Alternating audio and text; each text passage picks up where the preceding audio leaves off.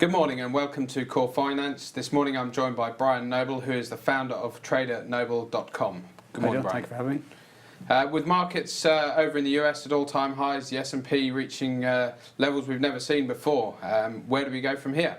Yeah, I mean, it's incredible. These central bank, controlled markets. It's just so hard to be short. Normally when we come to September, October frame, the markets sell off. But here we are, we're just making new highs almost every day. S&P had 8 record high closes up to last Thursday. Even all the sell-offs are very, very small. The VIX is trading with a 9 handle, which we haven't really seen before on a sustained basis. It broke an all-time low at 920 last Thursday, and we have a record number, 172,000 contracts in the VIX index short. And you can't sell this market. I think as long as the S&P can hold this 2505 area, which is the level we broke out from last month, it's very, very difficult to short this market.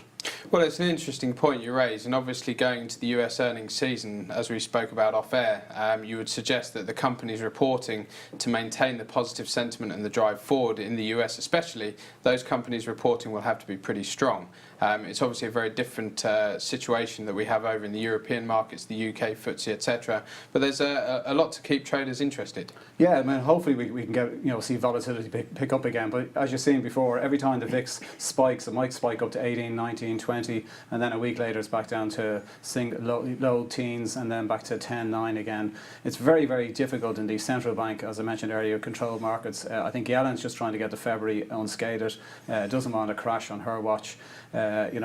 The S&P broke its second standard deviation when Trump got elected at 2240. Here we are trading at 2550. The third standard deviation is at 2792. Are we going to replicate the Japanese situation in 1988 and go above that? I'm a bear. I think there's no wage inflation. It's very, very difficult to buy this market. But when you look at the QE and how low the bond yields are, people are just chasing yield. It's incredible. Well, again, it would appear that traders or investors just don't want to be out of the market. There are tentative buyers up here. Of course, we are at extreme levels, if you like, but it would appear that the trade to be is just to be maintain invested, but keep an eye on the levels. And as you say, the S&P, looking at the historics and the standard deviation, etc., and see whether or not when the time is to pull the trigger to pull out.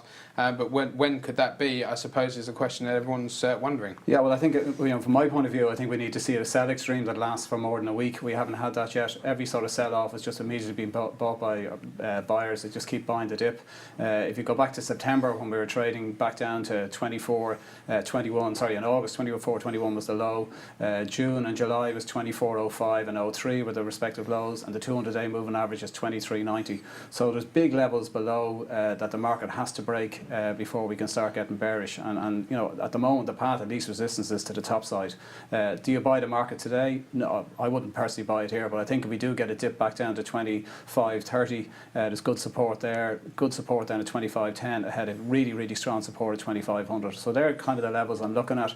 If we do break this 2500 and close below it for a couple of days, then we may say there's a temporary top. But personally, I think there will be a small sell-off over the next couple of weeks, and then we'll have I still think we're going to have a strong year-end rally. Well, you've got the FOMC minutes later on today, which could be that give you a highlight as to where the market's sentiment is and where we go in the short term, and potentially rate hikes, etc. But you're right in suggesting that if we do see a continual slowdown and gradual decline in the markets, then there is a lot of significant gaps on the indices, lower and lower and lower. So it could be quite a significant pullback if we do break those key levels that we're currently surfacing around. Yeah, and the market is like an elastic band. Every time we hit a big support, it bounce off at the first time. Like the S&P breaks, if you do get down to 2505, you might get a 20-point rally off that level. Then the second time we test it, you might get 10 or 15 point, and then the third time you'll probably trade through it. Then you know that we're in the tide is turned temporarily.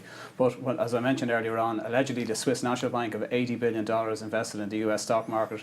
They're allegedly the largest shareholder in Facebook. So it's very hard, with a population of 8 million people. So it's very hard hard to bet against these. The central banks just keep pouring money, and as you mentioned with the Norwegian central bank, the amount of money they have on the their sovereign wealth assets. fund with $1 trillion or whatever it may be. I mean, there just seems to be a buy and hold appetite from the bigger players, and you can't bet against the big shops, I suppose. Exactly. And are we going to see a rate hike before the end of the year? I don't think so. I think Yellen's just, she's kept it nice and calm. It's interesting to see how the weekly jobless claims, I'm really keeping an eye on that. I know we've had the two effects of the hurricanes Irma and Harvey, which hit the payrolls last Friday.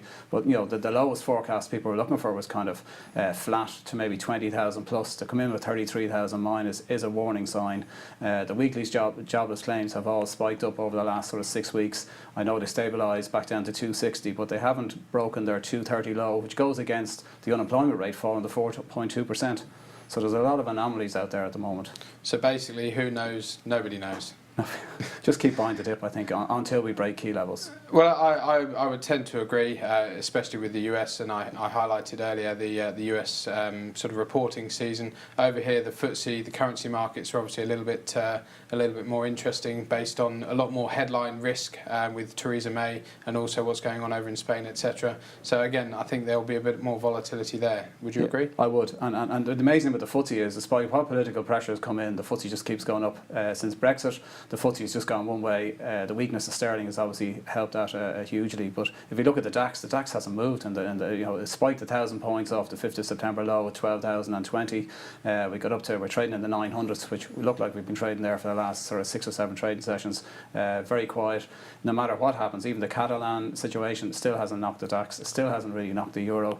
And yet European growth beginning to pick up, as shown by the statistics over the last couple of months. Well, again, with the Catalan situation last night, you obviously saw at 5 o'clock our time the sort of abstain of anything more formal from the Catalonians. The IBEX suddenly shot up nearly 2% on the back of that. So it would appear that traders, investors are wanting to buy good news. Yes.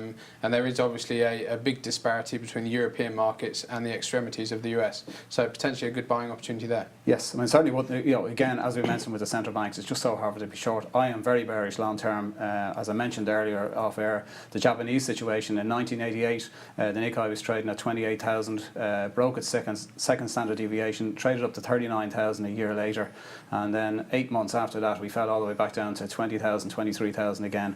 Is the same situation going to be replicated in the US? I don't know, but if numbers to watch if we do melt up, which a lot of people are looking for now. As I said earlier, the third standard deviation at 27.92 and the fourth standard deviation at 33.44, which sounds like complete madness, given how our sentiment is at all-time highs. But we haven't really seen the spike. It's all been very gradual, small moves every day. Small and steady. It's and gaps that when the market is breaking gaps, it's leaving the gaps. Normally the S&P would fill any gaps that it leaves, especially for a couple of weeks. But we just tend to be, breaking, move up, stop. Small sell-off, move up again, making higher highs all the time and higher lows, which is really key. Well, it's an interesting market, as you highlight. Bryan Noble of TraderNoble.com. Thank you very much for your time this morning. Thank you for having me.